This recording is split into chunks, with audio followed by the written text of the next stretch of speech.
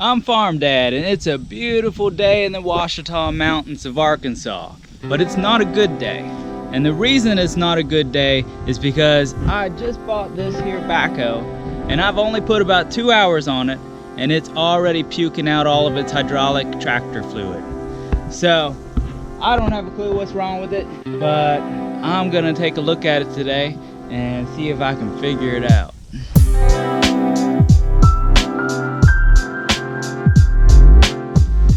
Now these have a common sump, which means both the transmission and the hydraulic lines run off the same fluid.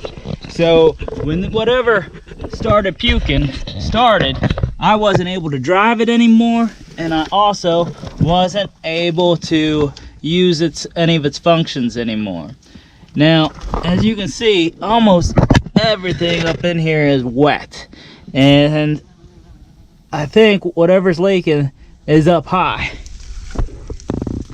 Now, this bothers me quite a bit because, you see, we're building right now a new house out here on the farm, and almost all of my tools are in storage.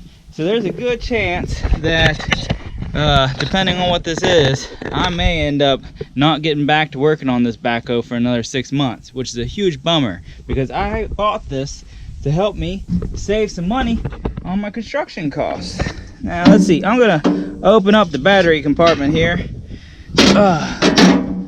see what I can see down in here. Now this side looks kind of dry, so I think whatever's leaking's over on the other side. We're gonna have to take the floor out of this. First thing I'm doing here is just taking this floor off. So you can see all the bolts real good, and I'm gonna try to take a little of the floor off as I have to be able to see what's going on. I don't know, I'm starting here in the center.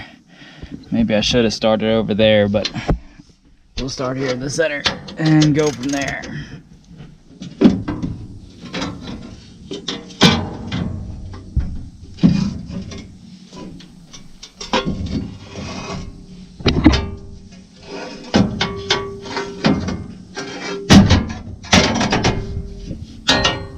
So I was hoping I would get this floor out and I would look at one of these hoses and I would immediately see where one of them had burst, but I don't see that. So I can't exactly tell where the fluid's coming out because everything is wet, which means I think I'm gonna have to refill this with fluid, start her up, and see then if I can find the leak.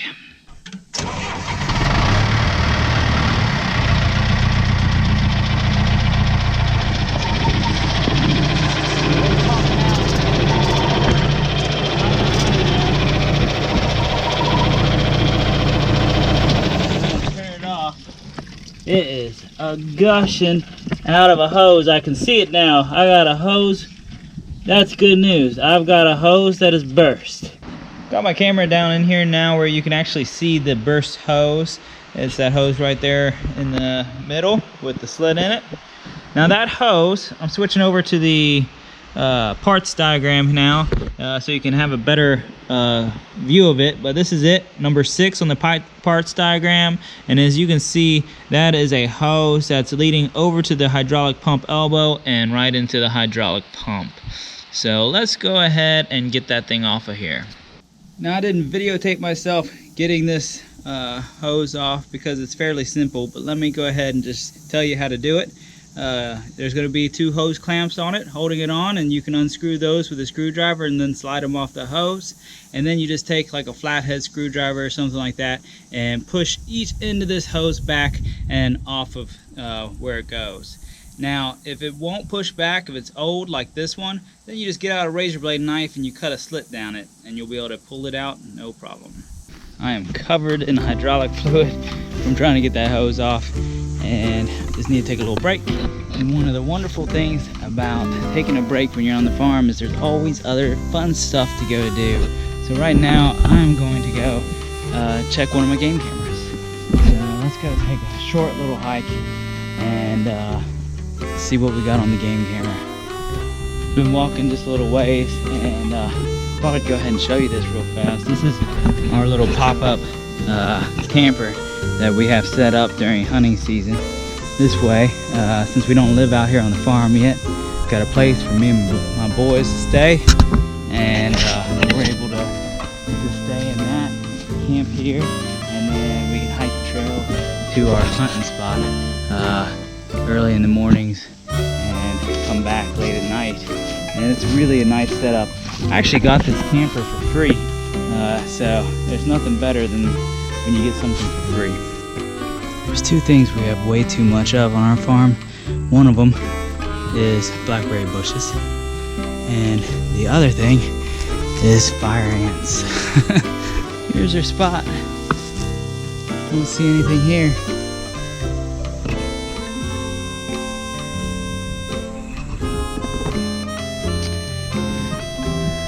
Let's see what's on our card.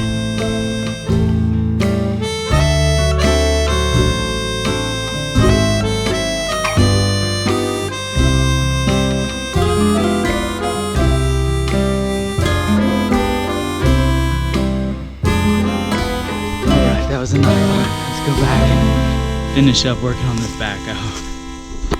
To get this on, you actually have to remove this hydraulic pipe that the one side of that hose will connect to. It's 1.5 inches. I broke it loose already, and so I'm pulling it out and down.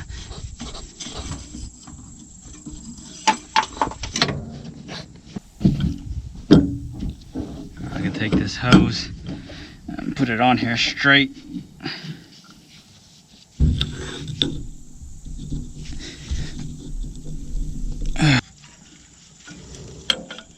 Okay, yeah, that's where it needs to go. Make sure you thread your pipe back up to the right spot before you start putting the hose on. And then you want to get it all as straight as possible, as that'll make the hose go on a lot easier. Okay.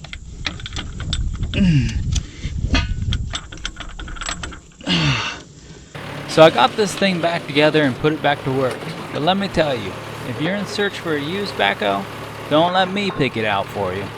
Only about 5 hours of use after this, I broke the rear axle while clearing some light brush. Of course, I was about a half mile from my house when this happened, so that left me with 1.5 hours of walking this backhoe on 3 wheels back to my place where I could park it.